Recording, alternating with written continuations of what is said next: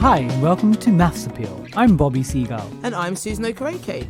The aim of this podcast is to show that maths is for everyone. Whether you're someone that thinks they're a high flyer or someone that thought, I can't do maths, we want to show you that really maths is for everyone. This is episode 8. Two cubed. Yes, indeed, 8 is 2 cubed. And if it's your first time listening to Maths Appeal, welcome along. And do listen back to our earlier episodes. We've covered topics like percentages, types of number, and fractions and decimals. And we've had wonderful guests like comedian Ken Cheng, TV presenter Johnny Ball, and writer Alex Bellos, all telling us about their math stories. This week, we'll be chatting about probability. And after that, of course, I'm going to set a puzzle related to it. And while you're working that out, we'll hear from our special guest, physicist, writer and maths education champion, Simon Singh. You might know him from his books about Fermat's Last Theorem or The Simpsons and their mathematical secrets. Then we'll return to the puzzle and show our calculations. And then we'll finish off with a maths fact taken from my book, The Life-Changing Magic of Numbers. Brilliant book. Before we start, we just want to say a massive thank you for taking the time to download this podcast. There are so many great podcasts out there, so we're really chuffed that you've chosen Maths Appeal. Very chuffed. And if you can help us spread the word by giving us a nice rating or review or telling your friends, that would be brilliant. Right.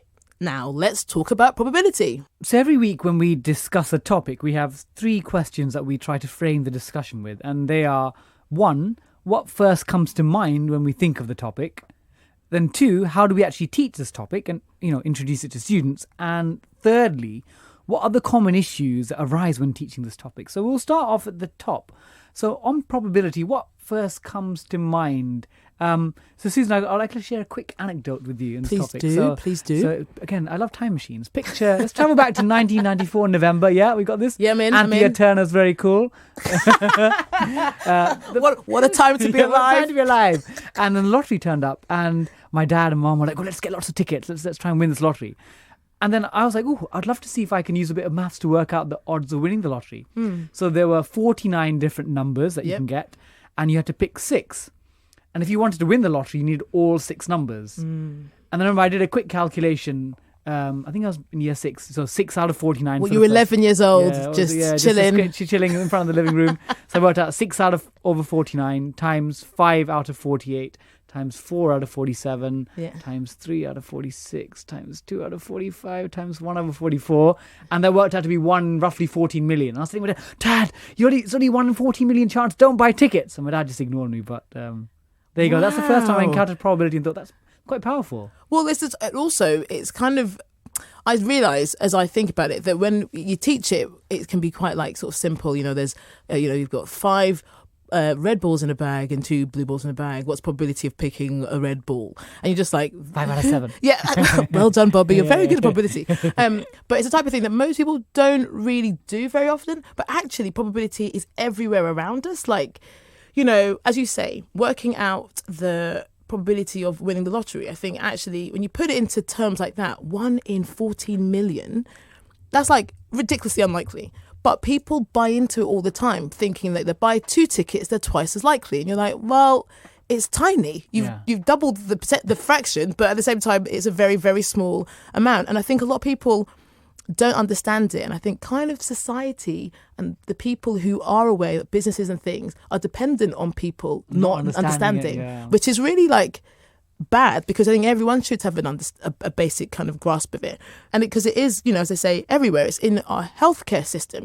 Think about what's the probability of a certain medication working. Like what's the chance of getting an illness if you continue to smoke? Stuff like that, where actually these numbers matter and they can have an impact on people's lives, but people don't really get what they mean. So for me, it's all about likelihoods. How likely is something to happen? Like you're talking about probabilities of an operation being successful or medication working. I think it's like trying to give us like a practical understanding of, is something going to happen or not going to happen, and you're trying to put yourself on a scale somewhere. Well, that's the thing. So when I think about teaching it, I generally start with, I think a lot of teachers start with the probability scale from 0 to 1. There we go. Yeah, Bobby just showed me a diagram of the same thing. And like where 0 is impossible, so it can definitely never happen. And 1 is certain, which means it will definitely happen. And it's things like, 0 would be that Monday comes after Tuesday in the week, because it doesn't. It comes before, so that doesn't, and that never happens. And then on the flip side, the certainty would be that Monday comes after Sunday. That happens all the time. So, and there's somewhere in between that, and that's where our probabilities effectively lie. And then it's the whole idea of throwing the numbers in from 0 to 1, but also, and that can be, the probabilities can be in the form of fractions, but can also be in the form of decimals, which can also be in the form of percentages. Yes, and you're going to say that. Well, so it's just that thing of, one, people understanding what the likelihood is and maybe being able to work that out. And then also understanding that it can take a variety of representations. Yeah, and I think if you can show students that actually probabilities are used in everyday life. For example, when you wake up in the morning and you think, oh, should I take a coat or should I take sunglasses? Essentially, you're making a weather prediction. And when we watch the television, the weather forecast is not saying, oh, this is definitely going to happen. It's likely to be, it's an 80% chance of rain today. And nowadays, there's lots of really good weather software, like I think AccuWeather, where it tells you the percentage chance of rain falling. Yeah, well, every day, that's one of my going to bed routines is, I can brush my teeth, get myself ready, especially if I'm going to work, get myself ready, what I'm going to wear tomorrow. And then I'll be like, right, what's the weather going to be like? And then look at my weather app, and then, if it's going to rain, what coat am I going to wear? Stuff like that, where actually that chance has a massive impact on kind of how people maybe use work in their day. Yes, so I think when students see that they're using probability when they wake up, it shows them actually this is something that is relevant. Like, again, with algebra, we obviously think it's a beautiful topic, but students might think, oh, I don't really use algebra. But probability, they're always assessing probabilities. Oh, if I leave home at 8 o'clock, what's the chance of my bus being delayed? Like if I've got a job interview, I can't afford that. Even that 5% risk, that's too high. So I'll have to take the bus before. So it has impact on planning, and also it has an impact on people's critical thinking, which actually we kind of want more people to be engaging with. But also when it comes to teaching, if we think about the topic of probability, you've got, the scale, how likely and unlikely something is to happen. You've got a way of working out like what the actual theoretical probability is. So that means if everything was even in what you'd predict to be the probability. So an example would be if you had a dice Yep. or a die. I always forget. The die is singular. Yeah. And if you're throwing it, the chance of getting a 6 is 1 out of 6, because there's 6 different sides to a dice. So six different potential outcomes. So the whole point is your denominator, your bottom number on your fraction would be the total number of outcomes, and then your top number is the number of outcomes that you actually want. So that's a theoretical. Yeah, but actually, if you were to roll a dice, a number of times, would it always be 1/6 chance of getting 6?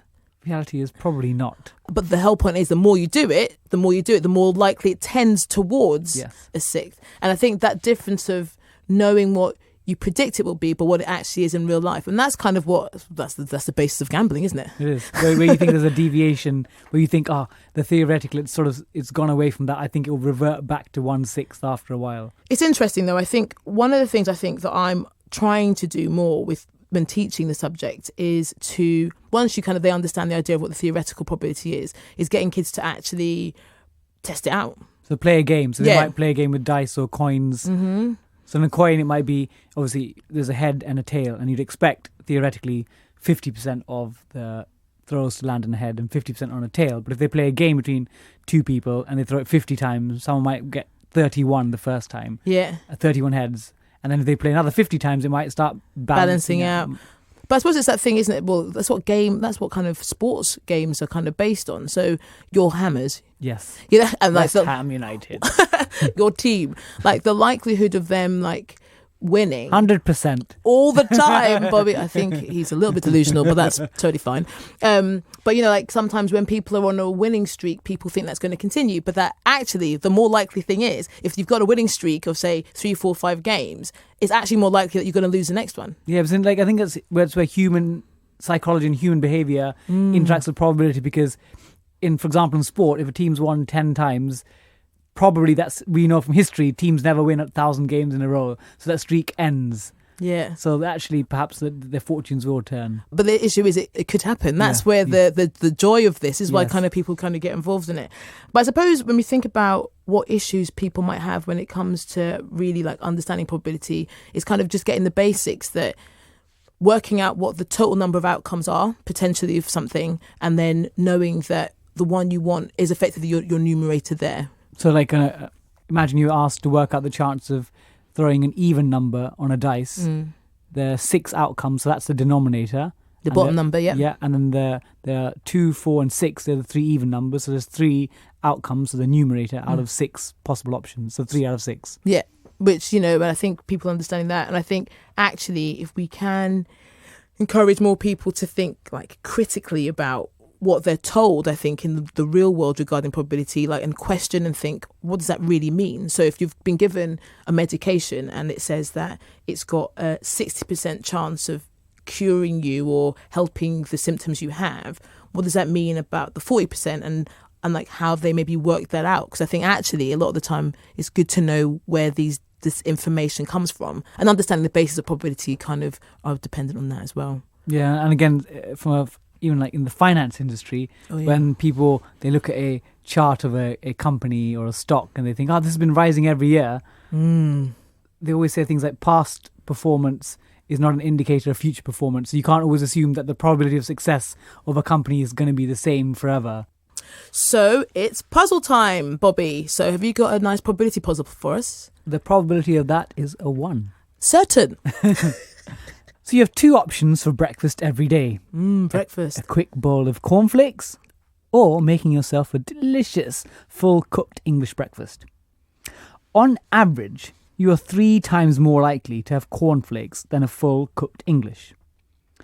Assuming your choice of selection is independent, what is the probability that you will have a cooked breakfast at least once during a weekend? Right. Can we just explain what independent it means? Yeah, so independent means if you have a cooked breakfast on one day, it doesn't impact the probability of you picking a cooked breakfast the next day. Right. So you could have it 2 days in a row and touch the sides. Exactly, yeah. Okay. So you'd keep the probabilities the same. Wonderful. Okay, that's good to know. So should I repeat the puzzle one more time? Yes, please. So on average, you are 3 times more likely to have cornflakes than a full English breakfast. Sure. So assuming they're independent selections, the question is, what's the probability that over a weekend you'll have at least 1 cooked breakfast? Right, at least 1. Okay, wonderful. Right, while you're working that out, let's hear from our guest, Simon Singh. As a maths teacher, sometimes students who are in sixth form and applying to university, they'll write a personal statement. And often maths personal statements, they'll mention books. And there's a non-zero probability, quite a high probability that they might mention some of Simon Singh's books. And I often recommend to my students, if you want to apply to a maths sort of based subject at university, read his books, because he's got so much enthusiasm from the books, and it really gives you a sense of, wow, this is what maths is capable of. So this is, it's one of my inspiring figures. Also, you'll hear from him about his film and book on Fermat's last theorem. In a nutshell, Bobby, what is that? So I'll trace your mind back to Pythagoras' theorem at school. Most of our students and listeners and teachers and friends would have heard of this. So it's where it says a squared plus b squared equals c squared. And we know that works because if we have 3 is a, 3 squared is 9, 4 is b, 4 squared is 16. So 3 squared plus 4 squared equals 25. Square root of 25 is 5. So that works, 3, 4, 5. But Fermat's last theorem essentially said, instead of the squareds, write a to the n plus b to the n equals c to the n. And what he said was that there are no positive integer solutions bigger than 2. An integer is a positive or negative whole number. Yeah, there are no integer solutions for this where n is bigger than 2 that make a to the n plus b to the n equals c to the n work. So you have to prove something that doesn't exist. So there's no solution for this. Wow. If n is 2, so we know like 3 squared plus 4 squared equals 5 squared, or 6 squared plus 8 squared equals 10 squared. But there's nothing for n is bigger than 2. Wow, so that's like a massive number theorem, but actually that there's no proof for. Yeah, so there wasn't. Okay, right, so we're going to hear a bit more about this from Simon, and here is Simon to introduce himself. So I'm Simon Singh. I'm a physicist by training. I did a PhD in particle physics, and then I went to work for the BBC for many years, making programmes like Tomorrow's World and Horizon. And then I started writing books, and a lot of those books have been about maths, things like Fermat's last theorem and the Simpsons and their mathematical secrets. And then also a book about cryptography called The Code Book, and Big Bang, which is all about cosmology. And I've been involved in things like campaigning for libel reform. I've done a zillion talks in everything from theatres to schools to Singapore to Southampton, and now I suppose I'm particularly interested in education, and maths in schools is probably what I'm spending most of my time looking at. Brilliant. Okay, so that's really quite varied. Yes. And so how did you go from doing your PhD in physics to one, writing about maths, and then two, going into sort of education? So the step in between is television. So when I was doing my PhD, I could just see people who were better than me, quicker than me, smarter than me, and I could just see that they were the people who were going to go on and make great discoveries. So I thought, well, what else can I do? And I love television, and I love talking about science, and I love trying to get other people excited about science. And when I say science, I mean maths, and I mean engineering as well. It's all the same thing. And so I luckily got a job at the BBC working on Tomorrow's World, a short traineeship first. You know, those were the days when there wasn't a YouTube, and you couldn't make your own films, and you couldn't just edit it on your own PC. So I didn't have much TV experience, but then again, nobody else had much experience either. And so they gave me a break. I started making films. I seemed to have a knack for it. And then I'd been making films for about 6 years, and I'd won a BAFTA. And I thought, well, what else can you do? You know? So I thought, well, I might as well stop now while I'm ahead, quit while I'm ahead. And I made it. The film that won the award was about Fermat's last theorem. Yes, and so I know lots of math teachers show it to their kids, and it's on the BBC iPlayer still, so you can still watch it. And if you're overseas, you can watch it on YouTube and a million other places. Wow. But that was such a great story that it went far beyond what was just in the 60 minutes of the documentary. Yeah. So somebody said, why don't you write a book about it and go into the maths in more detail and investigate the history in more detail. And so that's how I went from PhD to television to writing about books. Wow. And actually, I think books suit me more. I prefer sort of being on my own. I like my solitude. I like working with teams as well. I find that really invigorating and exciting, how ideas can come together and how you can, that shared experience of developing an idea. But, if I given the choice, I'm also very, very happy just being on my own. That's kind of what being a writer is all about. And so what kind of drives you with, what kind of story are you trying to tell with the books that you're writing regarding maths and science? It varies. The difficult thing is finding something to write about. You can my works are not works of literary genius. Yeah. I think they're good storytelling, and that probably comes from working in television. Because if you work in television, you have to tell good stories, and you have to tell them concisely, and you have to have clear explanations. Because in a book, you can go back and reread things. On television, you only get one go at it. So that clarity probably comes from my TV experience. And also, I'd done a bit of work in schools. I'd worked in classrooms, and so. Again, that idea of being able to teach an idea, to explain it clearly, is something that, obviously that's what teachers do all day. So I suppose you're seeing the connection between engagement and learning with your books and now with the education stuff. Yeah, but the book's all about inspiring, and the TV program's all about inspiring. And to be honest, I think we have enough inspiring. I think we could draw a line under it. Now, we always need people to inspire, but the thing that I really get frustrated about is I think if you're really good at maths, I don't think that potential is necessarily realised. I think a lot of schools say, well, if you're okay at maths, we need to make you good. But if you're good at maths, what's the problem? Whereas I think if you're good at maths, or if that's where you're applying yourself and that's where you're motivated, you should be stretched to excellence. You should be stretched to the point where you really do reach your potential. And that's something you think that's missing currently in our maths education system? Yeah, because I think we say to kids, you can be a mathematician, you can be an engineer, you can be a computer scientist, you can do all these amazing things. Yeah. So we do all the inspiring stuff quite well, but I don't think we necessarily give the kids the tools they need to go on and achieve those goals. If you're good at maths, Key Stage 3 is a walk in the park. Yeah, you probably know better than me. Because it's kind of the whole.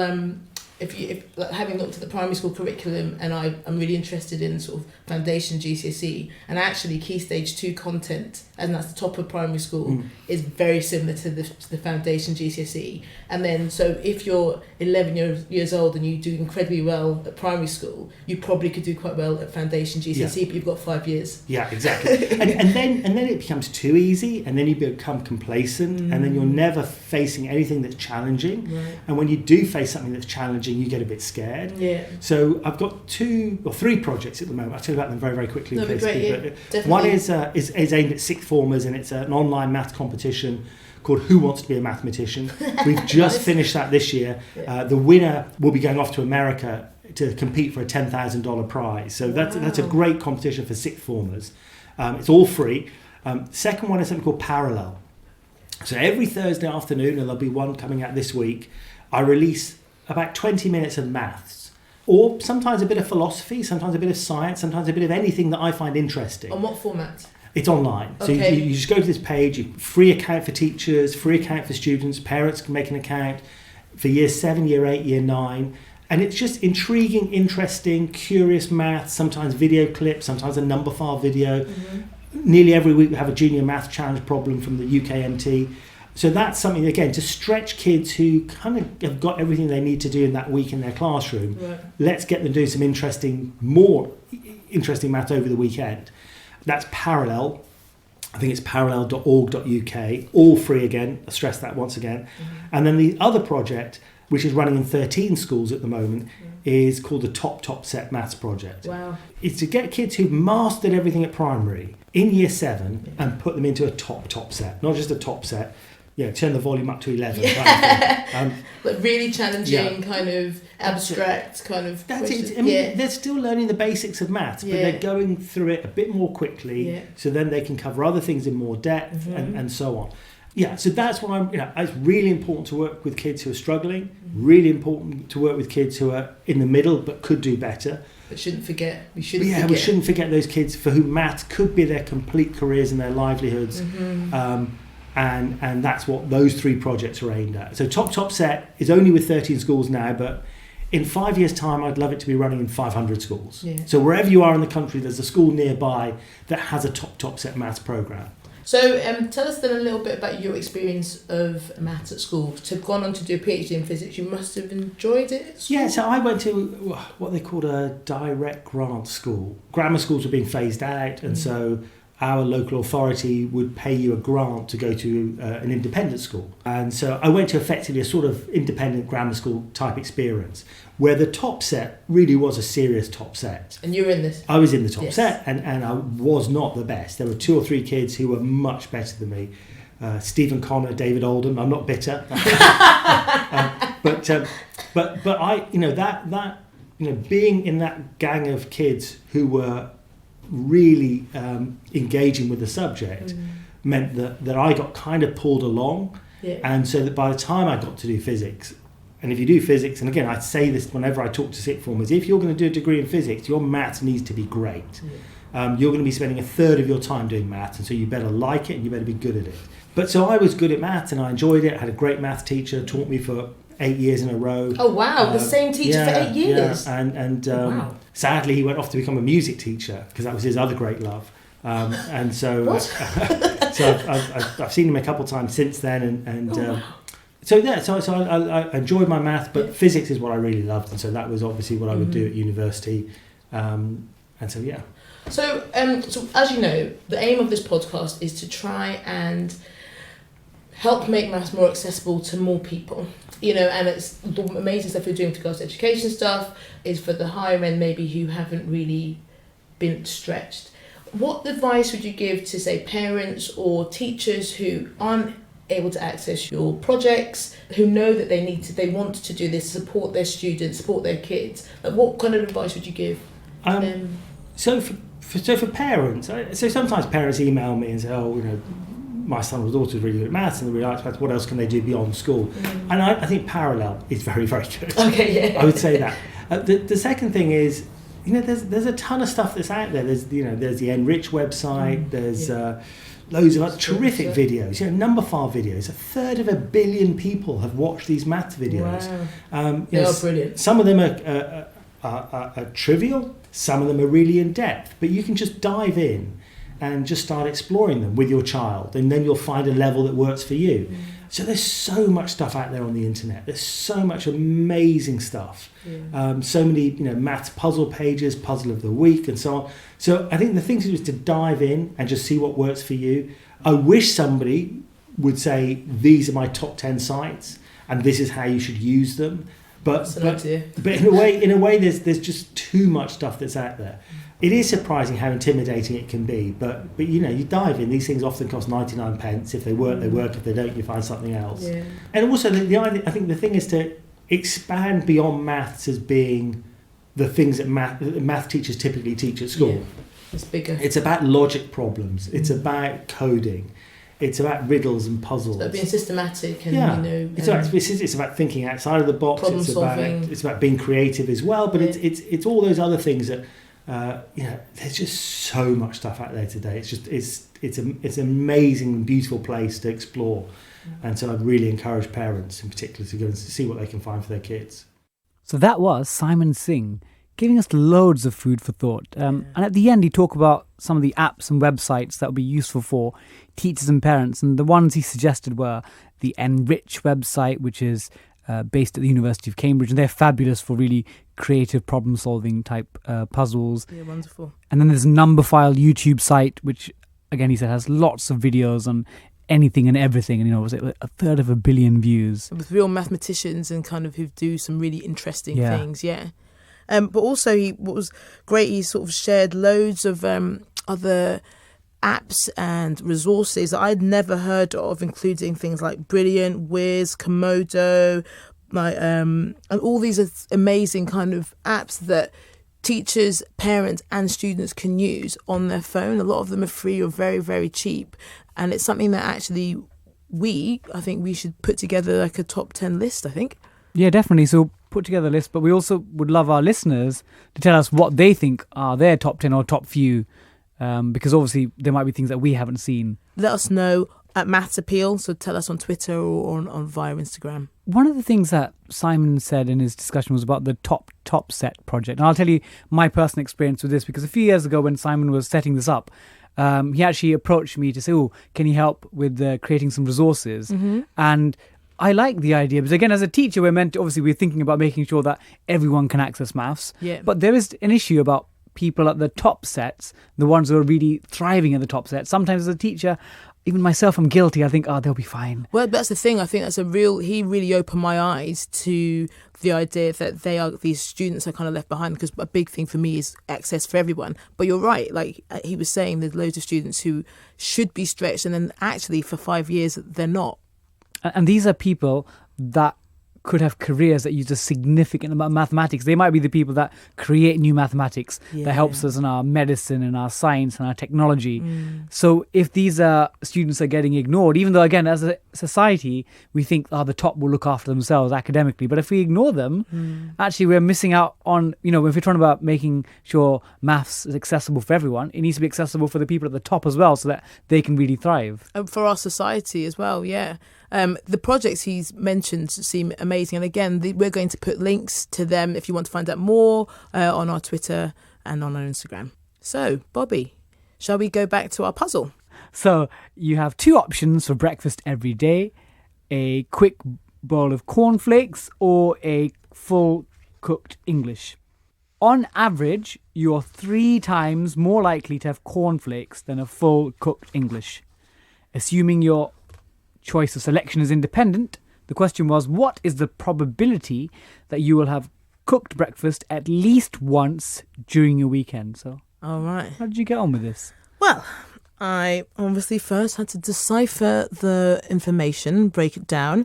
So there were 2 options: cornflakes, full English breakfast. And then you said that the probability of getting cornflakes is 3 times more than probability of making a full English. So then I allocated 3/4 of the probability for cornflakes and then 1/4 for full English. Okay. Then I drew a tree diagram. So this is not a tree, is it? An actual tree? It's a probability tree diagram, which is kind of made up of prongs.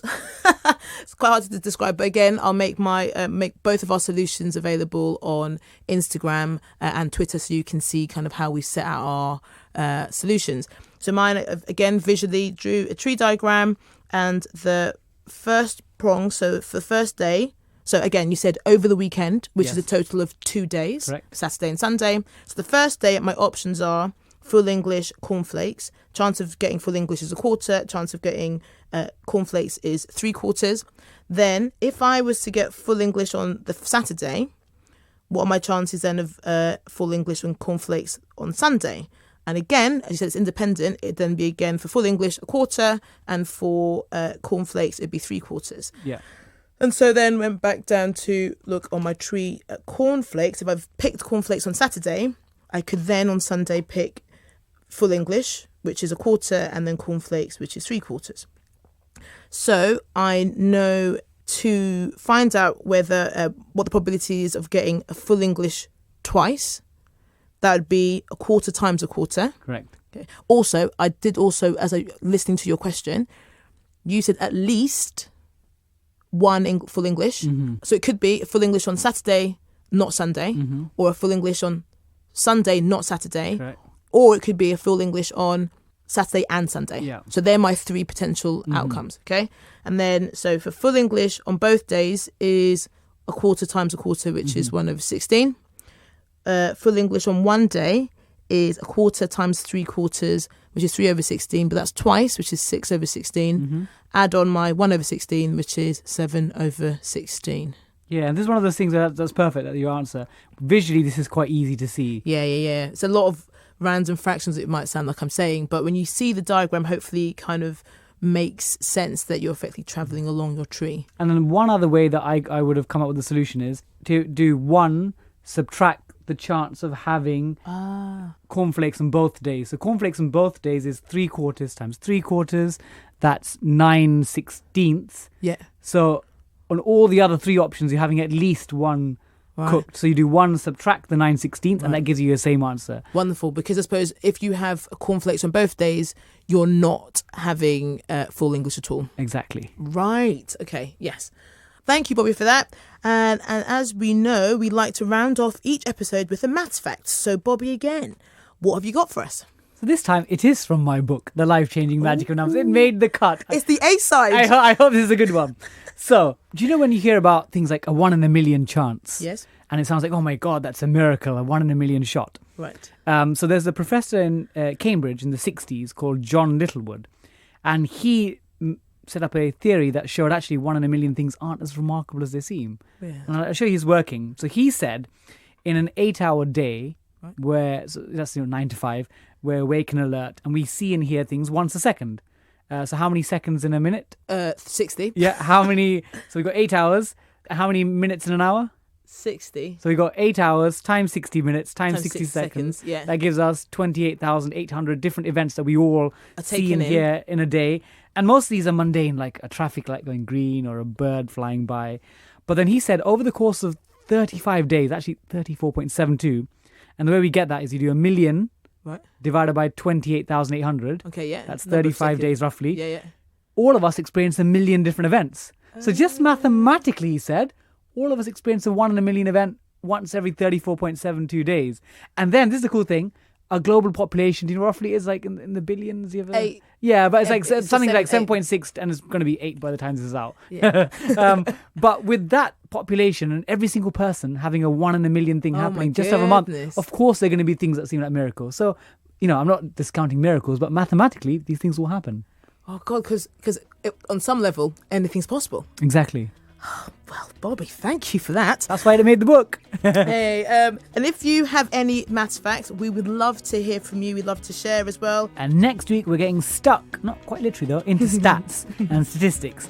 We also hear from Anne-Marie Mafedon, CEO of STEMETS, a social enterprise promoting women in STEM careers. That's science, technology, engineering and maths. She was also a child prodigy and passed her GCSEs in maths and IT when she was 11 years old. Wow. No big deal. No biggie. So we'll see you next week. You've been listening to Maths Appeal with me, Bobby Seagull, and Susan Okereke. And the music was composed by Kelly Okereke, the image designed by Calix Davis, and the producer is our wonderful Jennifer Nelson.